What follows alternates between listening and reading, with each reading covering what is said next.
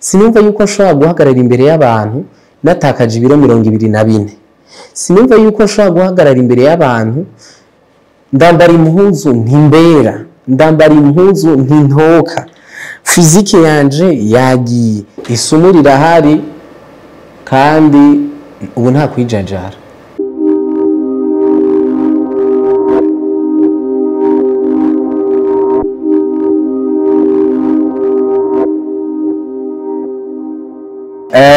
Umwaka natanguriye kubu MC, c'était en 2017, le 13 mai. Ico gihe nari mu doyen kw'ishuri aho nahora niga high school, ico twita hari hitwa kuri lycée municipal Rohero. Rero ico gihe nari doyen ndategura kermesse hamaca mba MC, maze kuba MC rero icakurikiye bambwira yuko nakoze neza parce que nari nagize lettre donc c'est quelque chose bon, c'est en rapport avec les langues, tu vois. Donc hama mu gatondo candonka telefone impamagara handi hama mu nyuma hari kuri Bambula, mu nyuma tuca turagenda muri foire kuri Tempête, cangira concert na Koffi Olomide, hacakurikira ba Sauti Sol, hama mu nyuma bica bigenda bikwirikirana gutyo amatelefone bampanahana gushikaho Safi Beach mbona ikirantora, cangenda gukora kuri Safi Beach gushika uno munsi ndahamaze imyaka 7. 2021 niho Imana yarakinze kandi iramfasha cyane, Imana ishimwe kuko naragize ikibazo ico gihe naguma mbona mu buzima bwanje mpera ibiro bigabanuka, mais je savais pas c'est quoi là. Hanyuma turagerageza kurondera ivyari byo turabura, turasenga Imana haragira ivyo ituvuze ko turagerageza kurondera ingorane, mugabo twarabuze ico kintu. Hama ico gihe cenda telefone umugenzi wanje ndamubaza eske wobuzi quelque part nga mu gisagara ahantu bashobora kuba bapima isumu canke ibintu gutyo, kuko nari ku muvuduko ukomeye cane w'iterambere. Mugabo danku uzubona ibintu biratanguye gukomera. Hanyuma turagenda kuri Nyamudamu aratwakira ati wewe MC Sadihe none narinzi w'ikigangi none vyagenze gute. Je ntanabwiye ati ahubwo tuje uturabire kuko je naje sindi kudatahura ivyo ndiko ndacamo. Hanyuma bon hari ukuntu babigira bobo, aratubwira ati ebana kabaye kandi rero urumva ebana yari special yayindi kunyarutsa ebana igende gutwara pole gushika uzobugiye. Rero araduha umuti candashika muhira turawukora, hari uwo kunywa no kugira lavement, turagerageza umugore ebana aravyirukamwo aragerageza uburyo bwose. Vyari bikomeye biteye ubwoba parce que moi nari ntangwe gucika intege kubona ndiko ndagenda pole. Rero tuca dusanga mu ndwi zitatu maze guperda 24 kilos. J'avais 93, hanyuma d'un coup wisanze mu ndwi zitatu ufise ibiro 68. Ugaca wibaza sase kwa turagerageza uyahejeje umuti turawuheza, turagenda no kuwundi. Ndabazagiza n'abagenzi eske hari umuntu ashobora kuronka solution inyaruka parce que ndafise abantu babukinze, ndafise ibintu negezwa kugira none bizogenda gute ngumwe mpera gutya azogeraho ngenda gutangura kari akazi none nzobisigura gute. Urumva ndi muri risque yo guperda akazi, ndi muri risque yo guperda confiance ku bantu, ndi muri risque y'ubuzima. Mbega abana bazoca babaho gute, mbega bizogenda gute. Turagenda no kuri hospital barapima, rero baca basanga hariho ingorane yahabaye y'ugwagasha. Iyo bamaze kubona yuko habaye ingorane y'ugwagasha, urumva haje haba ingorane, uruhagarara, ikibazo gikomeye kiranje.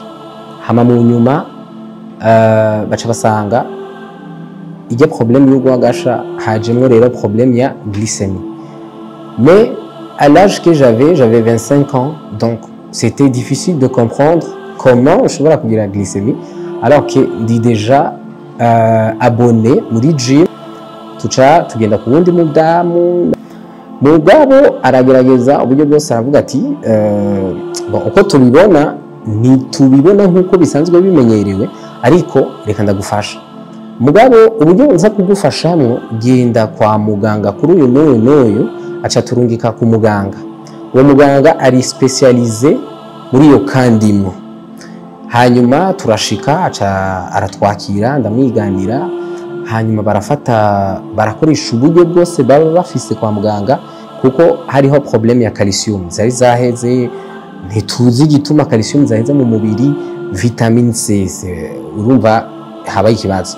Baca barasubizayo ama calcium, ico gihe narinjiye mu bitaro mugabo akoze yuko ni priva nkagira uko ariko kose ntihagire umuntu aza kumenya yuko ngwaye kuko ndaza guperda ama marche. Rero il fallait yuko ibintu byose c'est moi avec ma femme, avec sa famille, avec ma famille qui devait faire tout ça calmement. Imana yaramfashije nta evenement zigeze ziba muri uwo mwanya. Ico gihe byafashe nk'ikintu c'amezi 3-4 bikomeye sawa sawa. Ni kuvuga yuko ico gihe je nari mbabaye, nta vyizigiro nari mfise, nabona yuko isi heze, narabona yuko ati ahangiye gupfa. Et là je commençais à parler à ma femme, urabona ibintu uzobifate gutya, uzobigire gutya. Abantu bose twaravugana bakambaza Sadi urihe, bagati jewe ndi mu karuhuko ndaruhutse nitegurira ibiteramo bizoza canke ubundi buzi, mugabo abantu ntibambona gutya. Entre-temps muri uwo mwanya nari mfise projet ya MC Sadiki Taxi. Donc umwanya munini naca ndawumara mu kudeplace abantu kuri telefone canke abantu bifuza yuko tugirana amakosa. Muri ico gihe bishitse tugahura n'umuntu yambaza wewe usana wa mu MC yanima hari kuri beach, ahubwo ati en fait uriya ni mukuru wanje no mu MC, je nanje muto yiwe Nyonga Taxi. Mugabo ibintu byinshi narabihinduye ubu meme kuramukanya no kuboko hari abantu ntashobora kuramutsa gushika n'ubu hari abantu naho duhura tudashobora kuramukanya gutya sali biherere ngaho c'est ça. Isumu rirahari kandi ubu nta kwijajara. Mu nyuma bimaze kugenda gutyo ndagerageza kuja kuri discipline, mugabo muri iyo way yo kuja kuri discipline haca hategurwa igiteramo. Ico giteramo c'était VIP, vraiment VIP. Urumva byari bihe bigoye, sinumva yuko nshobora guhagarara imbere y'abantu natakaje ibiro 24. Sinumva yuko nshobora guhagarara imbere y'abantu ndambara impuzu ntimbera, ndambara impuzu ntintoka, physique yanje yagiye, taille yanje futi. None abantu urumva utu twose karaga kankara. Donc c'était difficile yo kumva muri je yuko no hagarara kuri podium nkavuga. C'était difficile kuri je yuko no kumva yuko no subira kuba MC Sadiki. Shamfata ipantaro ngenda kumutaye ndamugete ndagusavye yigabanye kuburyo yuko ebana itakuwa fresh. Ndafata gilet ebana baragabanye gushika ku kanyuma. Ishati barayigabanya gushika ebana kuri nimero ya nyuma. Ndakubita style mugabo wapi kweri, urabona nta kigenda babize. Abantu rero duhura ukazubona umuntu afise ama emotion ari hafi cyane, murahuye atanguye kurira, none ukacuba jeune kubona ariko ararira. Donc asubije muri ya histoire, mugabo yari experience ntazoshobora kwibagira mu buzima. Gukora uzi yuko umuntu wese ariko arakumva kuri Sadiki, ariko arakumva na vibe ya bariko baratamba, mugabo uwo babona kuri stage siwe bari bazi, siwe bari biteze. Nakoze mu buryo bugoye cyane ntazokugera nibagira mu buzima bwawe, mais je devais le faire pour avoir quoi? De l'argent. Ma famille a besoin de vivre, moi aussi j'ai besoin de vivre, j'ai des projets que je dois investir là-dedans de l'argent. Alors si tu travailles pas, je devais travailler même s'il y a des expériences mais j'ai dû le faire et Dieu merci.